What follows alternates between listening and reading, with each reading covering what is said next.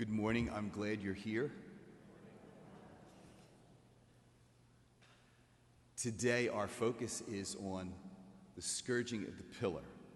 And once again, we say, where is Mary, the Mother of God, our Mother of Sorrows, in that presence, in that experience?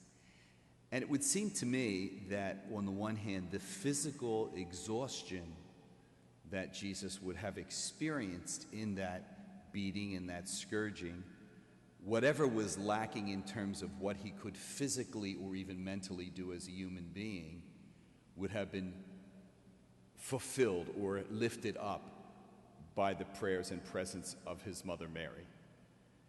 And so today, the girder in the bridge from Mary to Jesus is that of facing our own limitations and our illnesses, especially when they become a scourge. In other words, not a cast that you wear for 3 weeks and they take the cast off, but an illness that doesn't seem to go away, and long-term illnesses. And those of us who are caregivers or family members who simply must be present to and walk with. I remember my father was at the point where he just had a few days really to live. And the only thing he could really do was, if you came into the room, he couldn't speak, but he would just want to hold everybody's hand. I never really knew my father as a guy who really held a lot of hands, shook hands, but that's all he wanted to do. He knew that he couldn't communicate in terms of speech. He certainly knew that he was dying. So the one thing that he was able to do was to hold on to your hand if you visited him, and that's what he did. Each day, certainly in grammar school and certainly in high school, we used to say this prayer. We called it the morning offering. O Jesus, through the Immaculate Heart of Mary, we offer you our prayers, works, joys, and sufferings of this day. Now, when you're 11 or 12 years old or 15 years old, you kind of think, just say the words, you know. As we go along in life and we visit enough people in the hospital and enough people die on us, it takes on a whole different meaning, all right? That in union with the holy sacrifice of the Mass said throughout the world. That's the next line. So where does that holy sacrifice come from? Well, Calvary and the things that led up to it, all right? And so the scourging of Jesus, which is to the Sacred Heart's left hand up there in the upper panel, that's scourging. All right, so this is the deal. You can only hit him 39 times and cut the flesh. You can't hit him more than that, because then what happens? He dies and we can't crucify him. All right, but at the same time, you can imagine the physical and the mental exhaustion. And of course, what is also being fulfilled there is this idea of all the things that were said about the suffering servant of the prophet Isaiah.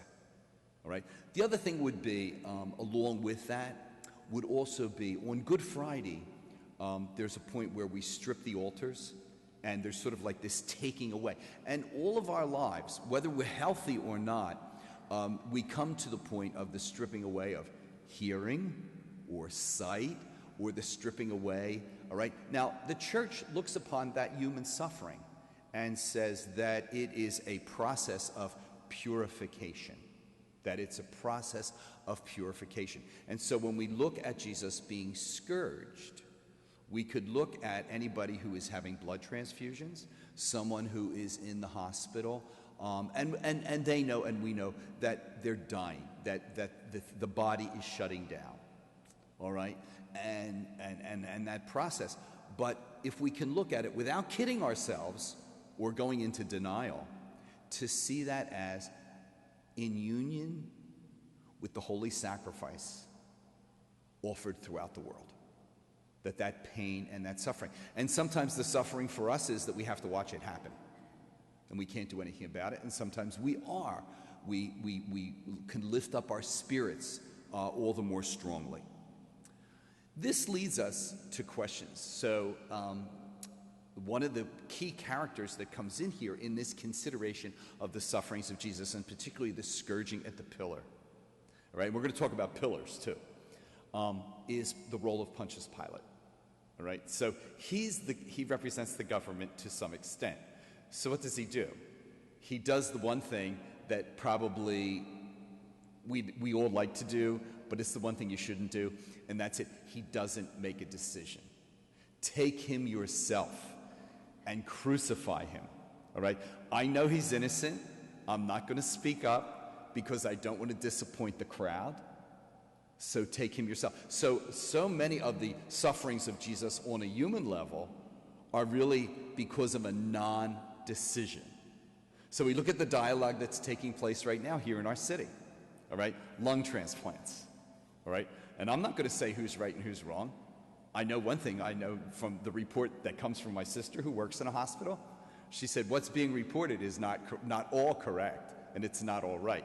But something like a lung for a person of a certain age can become a political football. And then we get into CNN morality. All right? That if it's out there if it's being reported in the newspapers, or if it's on CNN or any other news network, and I watch them all, it's got to be right, and we accept it. But there's a whole other thing that only believers can deal with, and that's why you are here.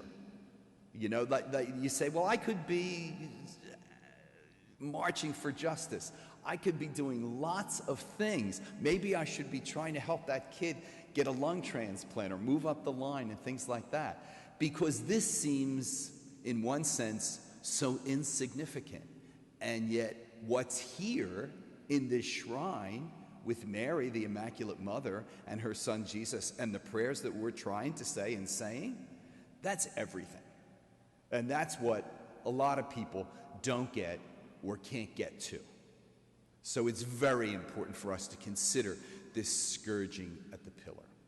And we see it as it's a purification. It's a purification that will keep the heart of Mary truly immaculate, and will keep the sacred heart of Jesus, certainly flowing with love and mercy for all people. We're also told often, and of course we laugh at this now, Sister would always say, offer it up. When you really think about it though, offer it up on the altar. That means a whole different thing. It doesn't mean put up with it. Put up with something and offering up something are two very different things. Give me the courage to change the things that I can and take the bull by the horns when I have to. If I have to sit next to a loved one who's being scourged with cancer, give me the courage to do that. Give me the courage to speak up if that person is not being cared for the right way. But at the same time, when I don't have control, I go to the altar that's stripped on Good Friday. I go to the altar where the bread and wine become the body and blood of Christ. And I come to an entirely different understanding of all that means. More than something nice, that's for sure. And so as Jesus is scourged and Mary is standing there again at the cross, her station keeping, the reality becomes very three-dimensional. And we can carry it into our hospitals, our living rooms, our nursing homes. And even when it seems that we feel powerless, it is then, as St. Paul says, that I am most strong. What was the word that came up all the time today in the letter from St. Paul? Encouragement? Was it in either encouragement or glory? Encouragement was the other day. Glory. All right? And we know, well, how do you get to the glory? Well, Jesus is getting there, but he's showing us by the drops of blood and by the scourging and the suffering exactly how we do. There's a young man, Zach. You can go to his website, actually. Zach Sobiek, 18. He passed away dying of cancer on Monday morning, the 20th of May. He was surrounded by family and friends. 18 years old. I don't know if he had just graduated from high school or was preparing to graduate. But once he found out that he had cancer, he wrote a whole series of songs, and he plays them on his guitar. If you look at the slideshow downstairs, you'll see a picture of him with his guitar. And he says this, he says, He decided when he was diagnosed and there was no other kind of help that he could get, that he would raise money for children's cancer research. And of course, what he did was he created this song called Clouds, because he knew he was going to be up there in the clouds by the time his class graduated from high school or went to their senior prom. And he says this, he says, "We'll go up, up, up, but I'll fly a little higher, and we'll go up in the clouds because the view is a little nicer way up there." All right. Now, if you want to go to, he died, when he was 14, he was diagnosed with osteosarcoma, which is a type of bone cancer that mostly does strike children. His prognosis wasn't great, and last May, with no more treatment options, he was given a year to live, and he died this May 20th. All right, and he said his mother, shortly after he died, she found this piece of paper with this song on it called Clouds, which is the one that we just read. But you can go to, there's a website, it's called Get to Know Zach, and you can go there. But it's the same thing. In other words, the mother is interviewed on CNN, and I just think of, I think it's from Isaiah chapter 49.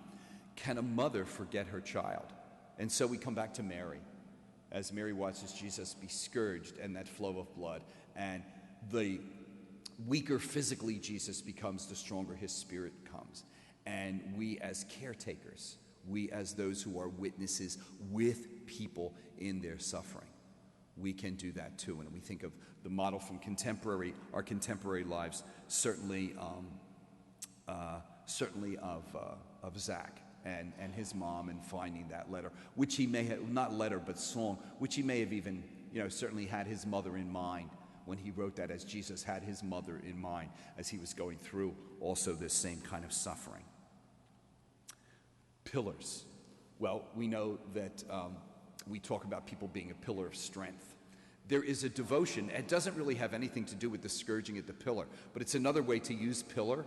There's a devotion that the Spanish people have to Our Lady of Pilar, all right, where St. James, who is the apostle to the country of Spain, there was a church, I believe it's in Zaragoza, you can correct me on that, in Zaragoza, Spain, that's devoted to Our Lady of the Pillar.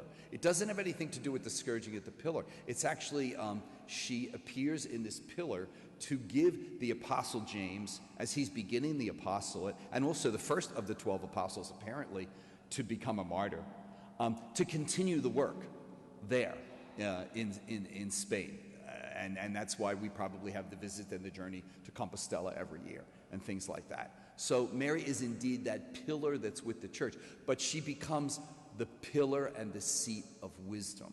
So from our Mother of Sorrows, we get Our Lady Help of Christians, because she knows that it's a tough journey, and we get a pillar of strength. The pillar that Jesus was tied to, they thought would be a pillar of destruction and a pillar of punishment. But it really became a pillar of redemption, and Jesus, by embracing that pillar, he becomes, with Mary, that pillar of strength for us as we journey, especially as we reach out and care for those who are sick or suffering, especially our loved ones. In the name of the Father, and of the Son, and of the Holy Spirit.